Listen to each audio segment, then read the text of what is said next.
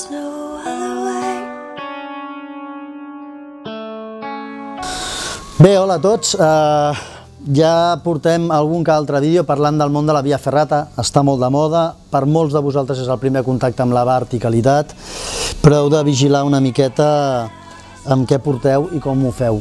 Un element imprescindible, diríem innegociable, és el dissipador de via ferrata. Què és un dissipador de via ferrata? Bé, un dissipador de via ferrata és un element que, com el seu nom indica, ens ajuda a absorbir aquella energia que es desenvolupa quan patim una caiguda. I com ho aconsegueix això? Doncs molt fàcil. A l'interior d'aquestes bosses que podeu veure, d'acord, hi ha un acabat textil que està cosit i que en cas de pressió, de carregar-hi molt de pes, de molta energia, trencaria i absorbiria energia.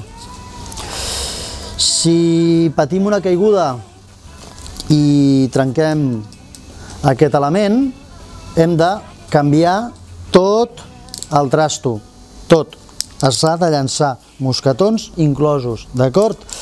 Us ho dic perquè la norma homologativa ho diu i perquè, a més, si la norma homologativa ho diu, és perquè darrere hi ha, diríem, la prova fehaent de que si no ho feu estaríeu posant en risc la vostra integritat física.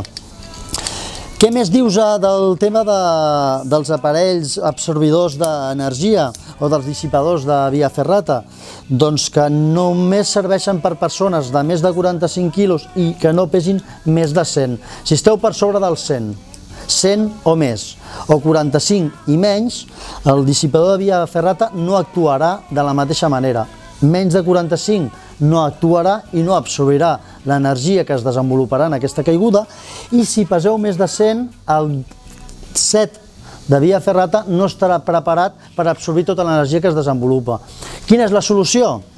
Bueno, la solució en definitiva és anar acompanyat d'un company o una companya que us asseguri amb una corda, de manera que els trams difícils, on pugui haver-hi una clara possibilitat de caiguda, aneu lligats, de manera que si patiu una caiguda i peseu molt poc, o sigui, els nens, en definitiva, o sou una persona que sou molt gran, la corda ajudarà a absorbir energia també i assegurar-vos, d'acord? I és la manera de sortir tranquils i pensant-se-la molt bé. Els sets de via ferrata de manera majoritària, ara cada cop més amb acabats textils, però també existeixen els de construcció, diríem, més clàssica, més antiga, que són els metàl·lics.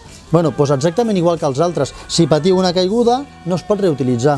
Això s'agafa i es llença tot, mosquetons incloïts, perquè no teniu garantia de que a la pròxima caiguda no peti per algun tipus de fissura, d'acord? Bé, dit això, res, que continueu fent vies ferrates, que us ho passeu el millor possible i que tingueu molt en compte amb el manteniment, el cuidado del material, d'acord? Vinga, ens veiem en el pròxim vídeo.